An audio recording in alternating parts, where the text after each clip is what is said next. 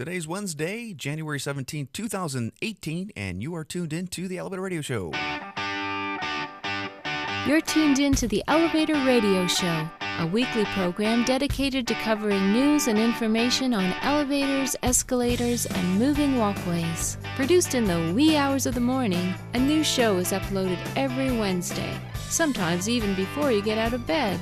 Listen to some of the comments sent in from our audience. Rob from New York writes, Tom, are you f***ing insane? You actually get up at 2 a.m. each Wednesday to put this show out? Man, you must love elevators. Tim from Illinois writes, I'm not sure why I listened, but ever since I tuned into the first show back in 2007, I've been addicted.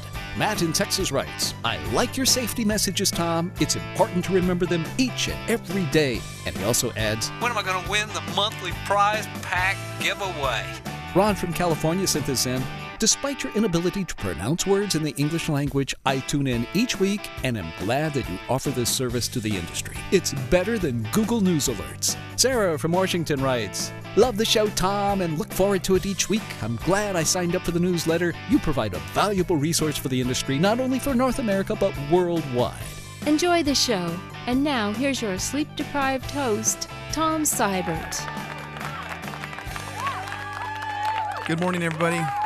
I am Tom Seibert. Yes, I am. At least that's the last time I checked my driver's license. I'm the host, the producer, and the person that shows up every Wednesday morning to put this show out and online. Those of you tuning in for the very first time, this is an audio and video podcast found on YouTube, also on the Blueberry.com network, which is BLRY. Wait, BLRUBBY. Go to the bottom of the website link, elevatorradioshow.com, and you will see the actual channel that we are on there. And you can actually download and listen to this show through iTunes, through Roku. We're part of that Blueberry channel if you have that widget on your device. Many ways to listen to the program, watch it, all that good stuff. So, as always, thank you for tuning in. This is a weekly show produced every Wednesday morning where I bring you the most up-to-date information, relating to elevators, escalators, and moving walkways around the world. Primarily, it's the stuff in the United States is what interests me the most, and that's pretty much where the majority of our audience is at. Kind of a tough morning, to be honest with you, and I'll get into that a little bit after last week's program, learning the news about the fatality of a mechanic in Texas, which was awful. Well, this week we learned the name of that gentleman and found out a little bit more about his personal life. And all I can say, and I wrote in my blog post, is if the photos that you see in the first show link don't make you think about safety each and every morning when you get out of bed, I don't know quite sure what would or what will. But the reality is that this family was changed in a heartbeat in one day, and thinking back, I'm sure whatever happened, whatever accident, whatever step was taken or not taken correctly, or whatever happened, you'd think that never in a million years do any of us think that next week at this time we're not going to be part of our family. We're not going to be around anymore. So, and your family needs you. So, it was just hard. It's kind of hard to be upbeat when the first news story is that. So, anyway, I could do my best, and hopefully we can just kind of push through this. Not a ton of content on the show, but a couple of articles definitely worthy of sharing with your friends, your colleagues, your coworkers, and talking about. That's all I can say. So with that said, we'll get into the news next. And as I typically say, we'll have you out of here in no time. And if you are enjoying the snow in your neck of the woods and the cold, enjoy it. Won't be here forever. We had our first snowstorm last 2 days, which I enjoyed. This weekend's supposed to warm up and melt most of it, which I'll take as well. So anyway, we will get into news content next. Let this week's news stories give you a lift on what's happening in the vertical transportation arena. Each news segment is organically dug and fresh with news stories of the week. Got lift? If not, stay tuned. ElPasoProud.com, their news website. This is what I'm talking about here. Young father identified as victim in Beaumont elevator accident. The photos that are shown on the website page show a young gentleman who was married, had a young family, a young daughter. And like I said earlier, if you can only imagine going to your job each and every day, and if you were to think this morning that next week at this time, you would not be going back to them, or tomorrow for that matter, would that be enough for all of us to make sure that we're thinking about safety each and every day, and working as methodically as we can through the steps so that we're not rushing and we're not overtaking steps that we shouldn't be. So there's no information regarding how he died, and really the reality is it doesn't matter. It's not going to change anything. The only thing it would change is possibly ensuring that others don't take similar steps that might cause the same type of outcome. But just tragic. It's truly awful. If you are interested in, or if you would like to support the family in some small shape, way, or form, and the means of a donation, there is a GoFundMe page, which again has a very moving photo of Brandon and his daughter on his shoulders and who he's left behind. So they're looking forward to donations. Any donation and help would be greatly appreciated. And obviously your heart just tugs at this little girl who's going to grow up without a father, which should never happen. There should be no job that puts anybody in as much risk or a situation where they don't come home each day.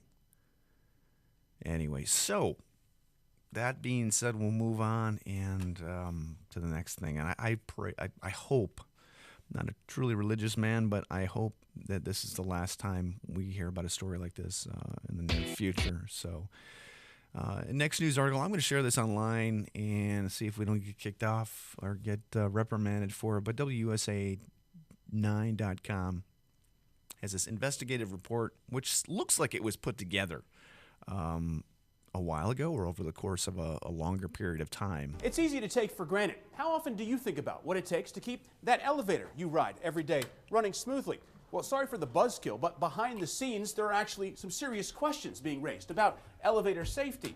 Those questions being raised by elevator mechanics themselves. They're the ones who are ringing the alarm bells, and their concerns are being discussed up and down the state capitol in Annapolis. It just stopped. I had to keep telling myself to stay calm. It's okay, stay calm. Your natural reaction is what happens if the cables break.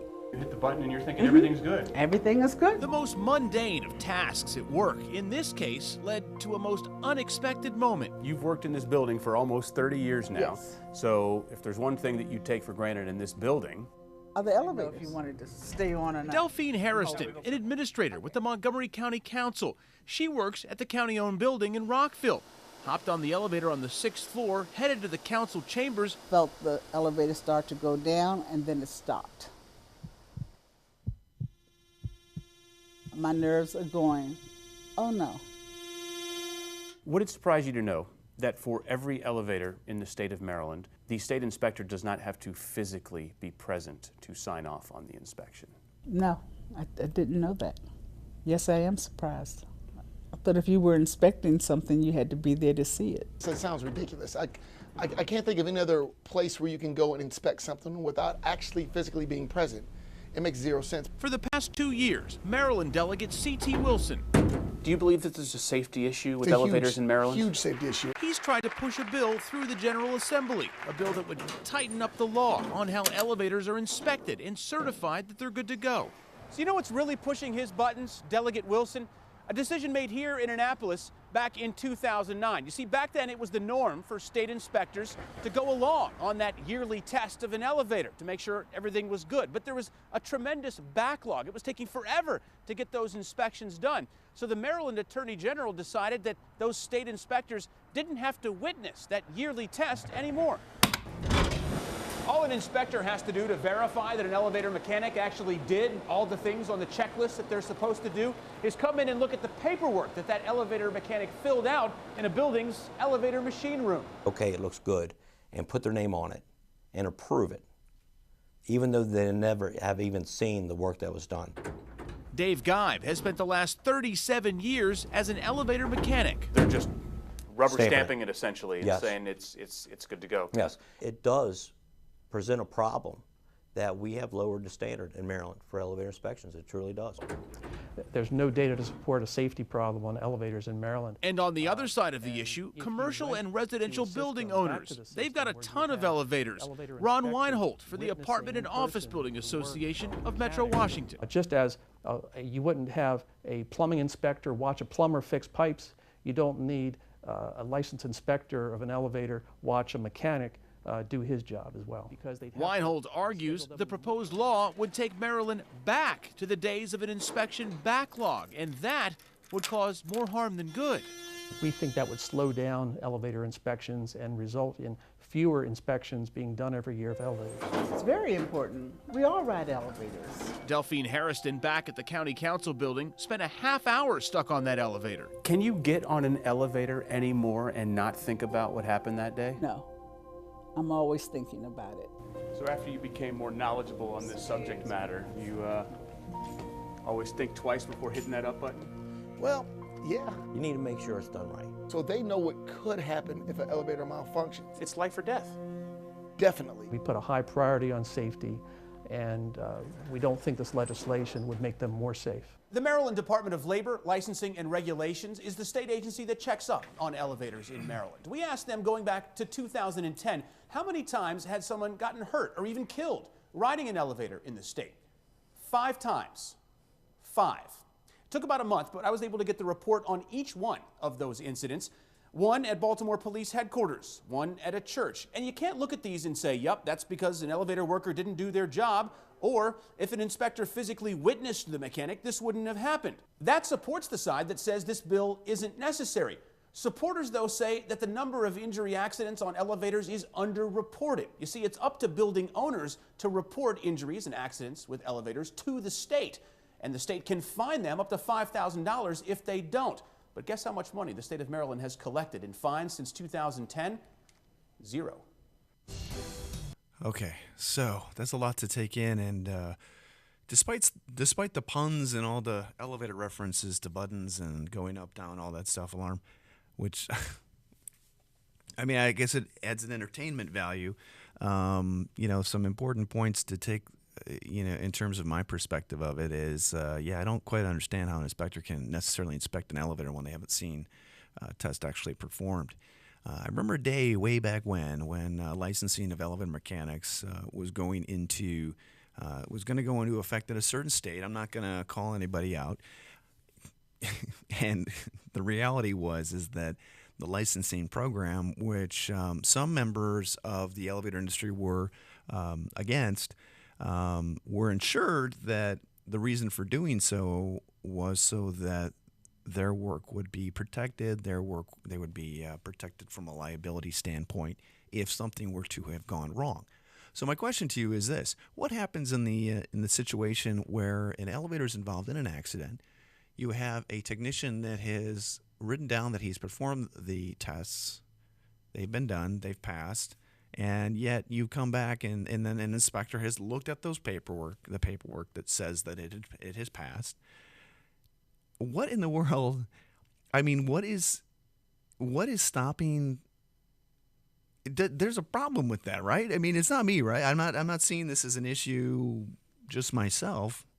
What is an inspector's job? Why even have an inspector if they're just going to go out there and look at a form and see if a box is checked? And I don't know necessarily if that's the case in this situation, but just why don't you eliminate the inspectors if you're going to go that far? And I truly don't understand why a state legislative branch in Maryland can't understand that, can't recognize that. You're not talking about an inspector to go out and witness an elevator mechanic doing repairs. That analogy is incorrect. That analogy is not even applicable in this situation. You're talking about witnessing a test that that needs to be performed.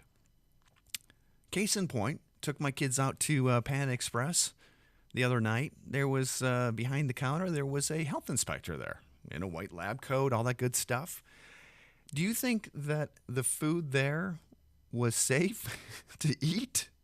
Probably not, based on what I overheard the conversation of the inspector looking at, because a lot of the temperatures were off. The woman's like, you got to have gloves on. And I'm thinking to myself, oh my gosh. So at what point does the value of the dollar push all safety measures aside?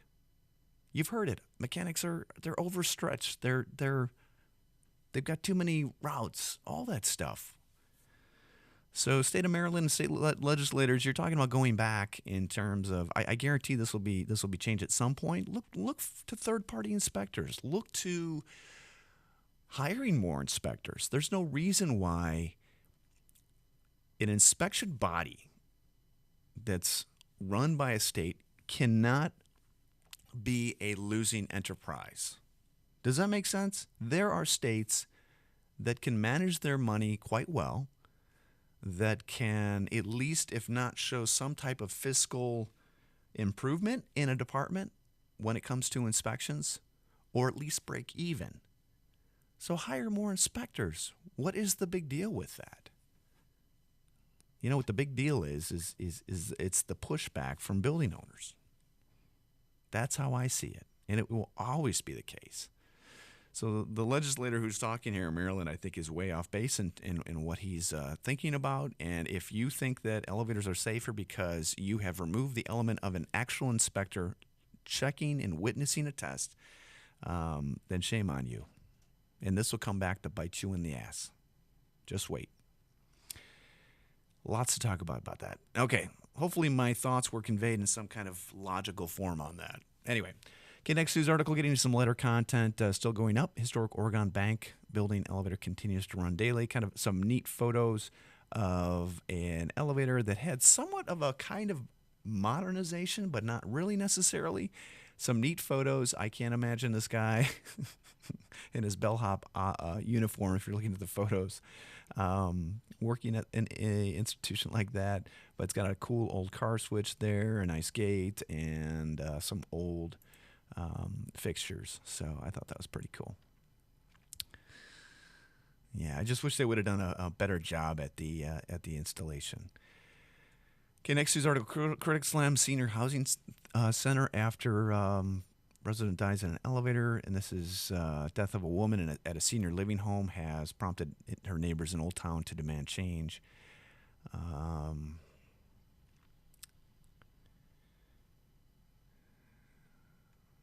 Okay, Jacqueline Reynolds blames the pull cord because it has no buzzer on it. She says there's nothing audible to let someone know that it has been pulled.